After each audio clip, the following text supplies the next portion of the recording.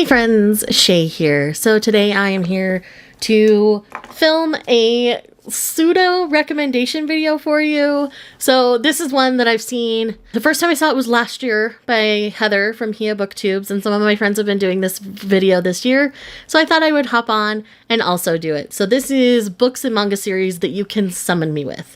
So essentially if you had a summoning circle on the ground, these are things you could put on the summoning circle and I would most likely appear. So it's kind of a fun thing. I am going to throw in one honorable mention here, and that is Kowloon Generic Romance.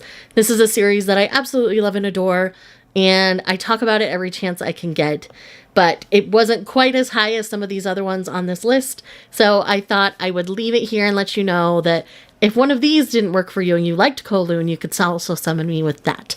So with that said, let's dive into these 10 items. So the first one on the list, and the first one that came to my mind personally, is A Soul to Keep by Opal Rain. This is a Ancient Magus Bride inspired smutty romance. This is monster romance at its finest, and I loved everything about this. Our hero, Orpheus, I believe is his name, yes, is very much based on Elias, not only in his looks, but in his mannerisms and behavior, and I really appreciated and loved this. I'm still in the middle of the second one. The second one isn't working quite as well for me, but I'm excited to continue on past this one. This one just has some tropes that aren't my thing. But anyways, if you had a soul to keep in this circle, I would definitely be summoned, because anytime we're able to get this in my bookstore, I sell it out way too fast. And the people who do the ordering, they're like, how do you do it so fast? I'm like, I love the book, that's how. So that's just a really, really fun one, and I would highly recommend it. It has elements of Demon Slayer and of Ancient Magus Bride within its storytelling, so it's very, very fun. The next one is actually a series, and this is the Primating Agency series by Regine Abel. I love this alien romance series. I'm so excited we're getting a new book soon. But in this one, we essentially have this mating agency that's a go-between between humans and various alien races to find compatibility and essentially soulmates. And this series is full of some amazing books. I think the first book in the series is the weakest of all of them, if I'm honest. But I found it to be very interesting and very good, and I really, really enjoy it. I enjoy Regine Abel's writing, so really anything by Regine Abel could work here, but specifically this series, I tend to talk about it quite a bit. The next is an author, and that is Christine Feehan. You start talking about Christine Feehan, I will most likely jump in the conversation because I have read most of her series, at least something from most of her series. The only one I haven't is the Shadow Game series. I don't know. I haven't gotten into that one. That one's more like ghosty paranormal, and I just haven't gone there yet. I will eventually, but I kind of want to catch up on my backlist of the other series first. So basically, if you start talking about Christine Feehan, I will join in the conversation because it's always a good time for me. The next book on this list is Forget Me Not by Julie Soto. This book lives rent-free in my head. I love this book so very much. This is it's very clearly based on a Raylo kind of trope, but this is a second chance romance in which our heroine is speaking in the present timeline, and we're getting all of the hero's perspective of what happened in their past 2 years in the past. And I really liked that dynamic. It worked really well for me. Normally I don't like that kind of a mechanic, but the way it was laid out worked really well for me. And the way this one is done is absolutely fantastic. I did enjoy this one on audio quite a bit, so if you're an audiobook person, this one's definitely a good audio one for you.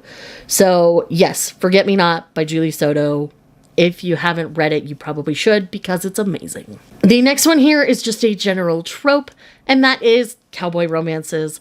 If you start talking about cowboy romances, I'm going to perk up my ears and I'm going to be paying attention, because I tend to read quite a bit of cowboy romance compared to some people. Certain very popular series haven't worked quite as well for me, but I am very much a cowboy romance girly. It's been a minute since I've read a good one, but I'm hoping to read some more here very, very soon. And yes, cowboy romances are definitely a thing you can perk me up with. And then the last book for this list, and then we'll jump into the manga, is Bonded by Thorns. You better believe, if you start talking about Bonded by Thorns, or anything really Beauty and the Beast related, I'm going to be right there. I'm going to be in your face and I'm going to be like, excuse me, what are you saying? You're talking about Bonded by Thorns? Hello? Hi? Who are you? I'm Shay. Let's be friends. So Bonded by Thorns is a why choose fantasy romance based on Beauty and the Beast. And we are dealing very much with the 4 seasonal realms of the Fae and curses, and it's amazing.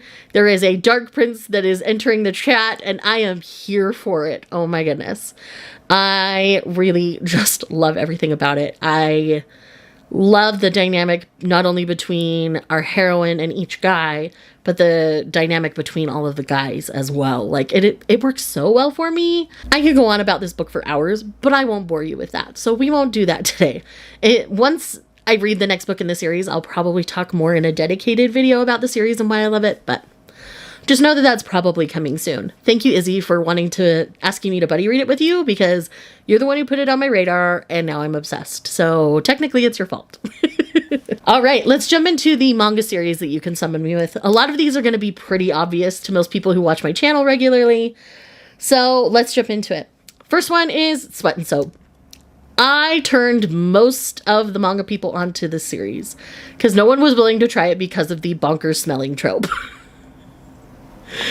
But once y'all got past that, you loved it just as much as I did. It is a really great, realistic look at a relationship. It's an office romance. There is that smelling trope. He works in the scent development department of a Bath and Body Works style company. She works in the accounting department. She just always wanted to work for this company because she's always felt like she's had an odor problem. And so she's very conscious of her smell because of things that happened when she was a kid. And so one day she's happily looking at a display. He walks by and he catches a whiff of her scent and really likes it. So he basically says, for the sake of the company, can I come and smell you every day? And she's like, wait, what? So they start off as cautious friends, turns into something romantic, and it develops into a beautiful, healthy relationship full of communication, full of realistic things that couples go through, like the transition from living separately to living together, things like that. It's done in such a beautiful and brilliant way. Again, this is another one I could go on forever about, but I will not. The next one here is an oldie but a goodie, and that is Spell of Desire. This is one that we read, I think it was our first read for the Thirsty Thursday book club that I used to do with Mama Loves Manga and Natalie from Pages and Panels, Natalie Darlene. She's had so many handles since then. And then Dylan from Dynamic Dylan. I loved this book club so much. We had such a great time. Spell of Desire in particular is a really great slow burn witchy romance in which we have a girl who acts very mousy and demure, kind of hides her beauty. But once she meets this man, he's trying to coax it out of her. And she has this magical power that's starting to go wild. And the only way to tame it is through intimate touch. So kissing, hugs, cuddling, those kinds of things. And it develops into their relationship. It's beautiful. It's stunning. You see her come into her own beauty throughout the course of the series. You can kind of see it by looking at all the covers as well. It's so, so good. One of my favorites. It's one I should really reread. It's been a minute. Next up on the list is another oldie but a goodie, and that is Tokyo Terror Rainbow Girls. I know a lot of people didn't love this one quite as much as Princess Jellyfish, but this one worked really well for me because this is messy adults.